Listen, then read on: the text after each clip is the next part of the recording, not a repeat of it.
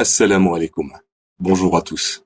Aujourd'hui, je me permets de publier une vidéo sur un sujet qui concerne toute la communauté musulmane. Ce sujet concerne les boissons de la marque Coca-Cola Company. Alors je parle bien évidemment de Coca-Cola, Fanta, Sprite et toutes les autres boissons de la compagnie. Disons-le sans détour, dans le Coca, il y a de l'alcool. Et ce n'est pas une information étendue par un frère qui l'a entendu par un frère, qui l'a entendu d'un cher, qui lui-même la tient d'un autre cher, ami d'un scientifique qui travaille dans une société en étroite collaboration avec la firme Coca-Cola. Non, l'information vient directement du service consommateur de Coca-Cola.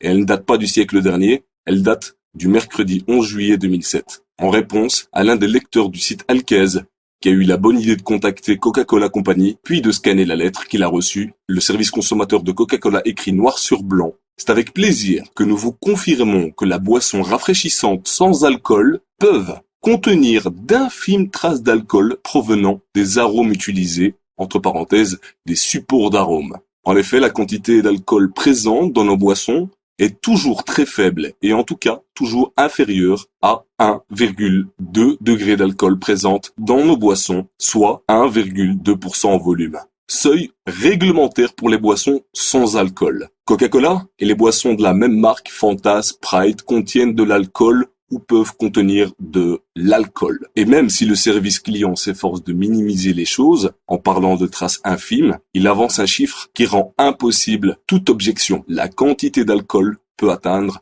1,2% en volume. Autrement dit, une bouteille de Coca-Cola de 1,5 litre peut contenir jusqu'à 1,8 centilitres d'alcool. Vous imaginez? Et on sait très bien qu'il y en a qui sont accros au Coca-Cola. Ce chiffre va leur donner des idées de tout l'alcool qu'ils ont pu avaler. Alors si on fait la conversion entre la quantité d'un pack de bière, on a en effet vite fait de remplir des canettes de bière de 1,8 centilitres d'alcool. Alors plus sérieusement, ce qui m'a poussé à enregistrer cette vidéo, c'est le comportement de certains soi-disant musulmans. Il suffit d'ouvrir les yeux, d'aller dans les commerces et de voir si les musulmans vendent effectivement cette boisson.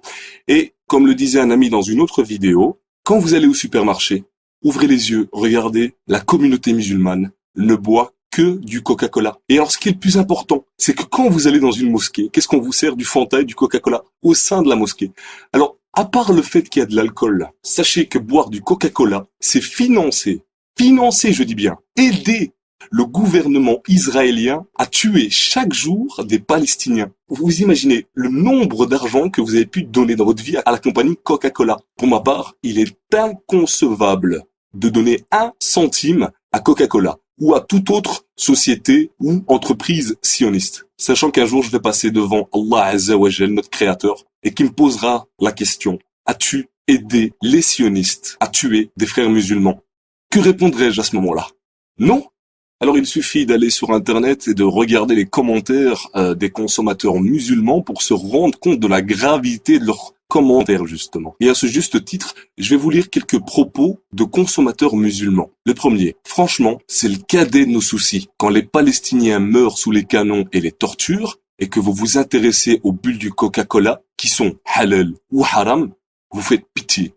Alors franchement, c'est cette personne qui me fait vraiment pitié. En achetant les marques Coca-Cola, c'est financer justement les meurtres et les massacres envers les Palestiniens. Alors un autre commentaire qui est beaucoup plus poignant: je bois du Coca-Cola, du Fanta et du Sprite régulièrement, et je n'ai jamais eu la gueule de bois. Cessons de chipoter sur des constructions de phrases tout à fait claires. Moi j'estime que Coca-Cola est bien claire dans ses propos et on devrait la remercier.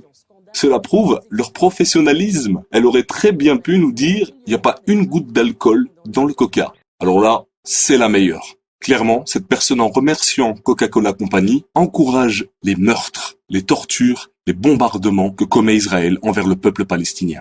Et puis, l'alcool n'est pas la seule raison de boycotter Coca-Cola. Vu qu'il suffit de prendre une petite étiquette autour d'une bouteille de Coca-Cola, que ce soit en français ou en arabe, et de l'inverser, de voir ça au verso. Et vous pourrez lire clairement, écrit en arabe: Nom Ka, nom Mohammed. Astaghfirullah al-Azim. Quelle calomnie.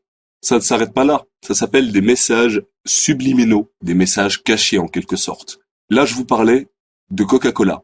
Vous pouvez prendre aussi Fanta, Sprite, et vous verrez clairement Shaitan, Satan, en train de tenir le monde entre ses mains, ou d'autres images où on voit la terre en feu. Des images comme ça, il en existe plein, et pas uniquement dans les marques Coca-Cola. Sachez-le bien. Et pour vous prouver que certains dirigeants de mosquées n'ont aucun scrupule, la mosquée de Paris certifie que Coca-Cola est halal. Et donc, soutient Coca-Cola. Je suis convaincu que la fin des temps approche à très grands pas. Il sera de plus en plus difficile de pratiquer sa religion. Le prophète Mohammed sallallahu alayhi wa sallam dit en ce sens que viendra un temps où la condition de celui qui voudra rester ferme sur sa religion sera comparable à celle d'un homme qui tient une braise dans la paume de sa main. Rapporté par Tirmidhi. À la fin des temps, il y aura des dévots ignorants et des connaisseurs pervers. Quand vos savants apprendront en vue de gagner dinars et dirhams. Viendra au sein de ma communauté des gens qui considéreront l'adultère, le port de la soie pour les hommes, le vin et les instruments de musique comme licites. Rapporté par le Bukhari. Salama, qu'Allah l'agrée, rapporte que le messager d'Allah sallallahu alayhi wa sallam a dit: viendront après moi des émirs dont vous agréerez certaines choses et réprouverez d'autres. Celui qui les réprouve s'est innocenté, et celui qui les désapprouve est préservé. Mais le péché ne touche que celui qui les agrée et les accepte. Les compagnons dirent: ne devons-nous pas les réprouver par l'épée? Il répondit: non, tant qu'ils accomplissent la prière. Muslim. Nafi rapporte que lorsque les habitants de Médine dénoncèrent le pacte d'allégeance à Yazid ibn Muawiyah, ibn Omar réunit ses domestiques et ses enfants et dit: j'ai entendu le messager d'Allah sallallahu alayhi wa sallam dire: on dressera un étendard pour chaque traître le jour de la résurrection. Et nous avons prêté serment d'allégeance à cet homme conformément à l'allégeance légiférée par Allah et son messager. Je ne connais pas de traîtrise plus grande que de prêter serment d'allégeance à un homme conformément à l'allégeance légiférée par Allah et son messager. Je ne connais pas de traîtrise plus grande que de prêter serment d'allégeance à un homme conformément à l'allégeance légiférée par Allah et son messager, puis de le combattre. Et aucun d'entre vous n'a dénoncé ce pacte ou n'agré cette dénonciation sans qu'il n'y ait une rupture totale entre moi et lui. Al-Bukhari. Chers frères, chères sœurs en islam, je vous conseille vivement d'aller faire vos propres recherches. Comme je dis souvent, une info vérifiée par soi-même vaut 10 000 infos. Barakallahu fikoum. Je vous remercie. Jazakum Allahu khair. Assalamu alaikum.